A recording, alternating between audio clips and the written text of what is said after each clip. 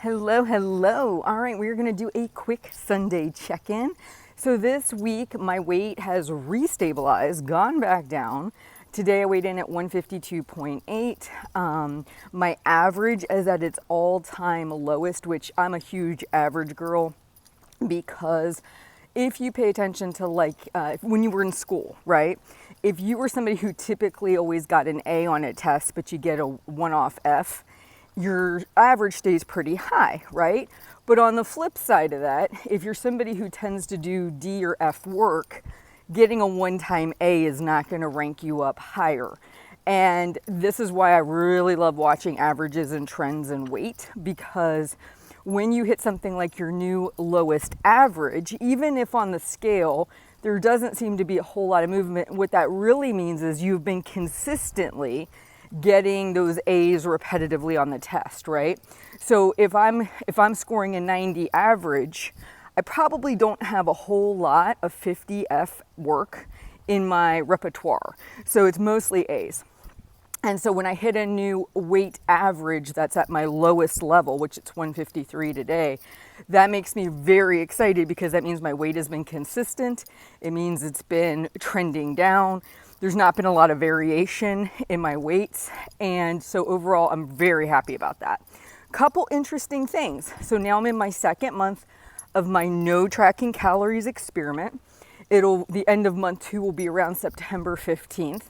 But what I've noticed, and this is so odd, and I wanted to share this, I've had no interest in really cooking. I've had no interest in preparing kind of family meals. And I don't know I'm doing my meal plan, I'm buying the groceries, I'm just not interested. I think because I'm not pre-tracking, I'm not kind of food focused, if you will, as much with this whole no tracking calories. I'm just finding less excitement in pulling together the meals. So a lot of nights are it was a last minute, oh, we're just gonna do breakfast, dinner, because that's kind of easy and I didn't have to really think about it and I could throw it together.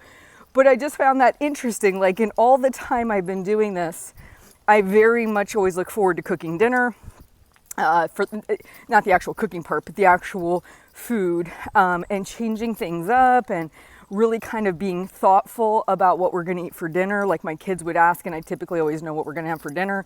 I have been not winging it this week, but just kind of in a blasé, we may eat dinner, whatever I have. And I think that's interesting. And I don't know if it's because I'm not tracking my day ahead of time and I am being okay, this is what was on the menu, this is what I'm going to make, or if it's because I've just been not giving food as much focus in my day.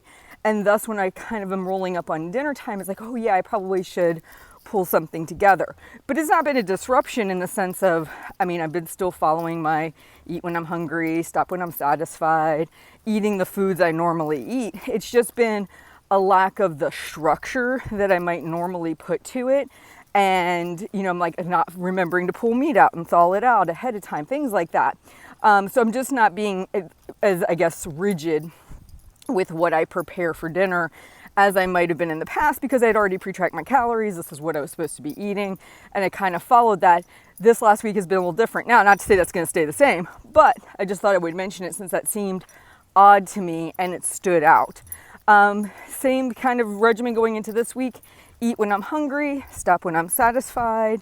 Typically eating, I like kind of the same meals. I rotate those out pretty frequently. I did have to lay off my jump rope this last week. I had a flare-up of plantar fasciitis.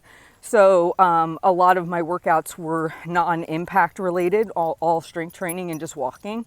But overall, feeling really good. Happy to see the average weight going down. And another thing I wanted to mention, I shared this in the community. If all goes well and I get down to 150 by October, that will mean that I have lost 15 pounds in a year from October to October. And I know so many people get caught up in, I didn't lose anything for a couple weeks, I didn't lose anything for a month. They really beat themselves up. I've had that. The way that you combat that is I've been leaving my weight loss tracker hanging in my closet. This week I didn't touch it again because I haven't made any new progress. 152.8 is the lowest number I've seen on the scale on a Sunday. So I haven't marked anything off. That sheet has been hanging in my closet since last October. As long as I make forward progress, I mark it off, but I don't quit. There is no on and off the wagon. There is no Heather stopping and starting. I'm not printing out a new sheet because I quote unquote stopped, and none of that business. It's strictly forward, moving forward. Okay, so maybe you had a month you didn't lose anything, maybe you gained a little bit. You keep moving forward. You can't stop, because every moment that passes, that wagon that you think you're on or off, that wagon is rolling. It's continuously going. The question is it moving in the direction of your goals or not into your goals? And that's where I want you to focus your attention, because honestly, if you come to me last October and said, hey, Heather, we know you're at your highest weight, you're about 5 pounds over your scream weight, but this year your son's going to be hospitalized in New York. There's going to be this whole COVID thing. You're going to end up paying off your house and buying another house. I would have looked at you like you were an alien with a third eyeball, and I'd have been like, there's no way I can lose weight. Are you kidding me? But that's not what I did, right? I reached out, I shared with the community, I said, this is my reality. I decided to show up no matter what. That's hard. Showing up no matter what is hard, because there's weeks like the last 2 where no activity happens. You don't lose anything. Your weight stays stable, or you go up a little bit. That's called weight loss. It's not this linear process where every week you're going to be a rock star and you're going to be crushing it. There's a lot of weeks it's like, I showed up, here I am. But you know what? By showing up, here I am, what you do is you prevent yourself from spiraling the other direction. So I just want to encourage you, as you think about the future, you got the holidays coming up, next year, where do you want to be? Like last October, I just wanted to be between 150 and 160 again. I was tired of being outside the parameters I set for myself. I didn't really even have an intention to get down to the lowest end of my goal range, 150, but I'm realizing it's possible, and I'm moving my way there slowly as it takes. I'm learning a new way of doing things where I'm not tracking calories. I'm willing to experiment. I just want to encourage you to not limit yourself. Try to think of this in terms of not how fast you can get there, but how much permanency the weight loss will have when you do get there. How can you build a lifestyle that supports you being at this lower weight?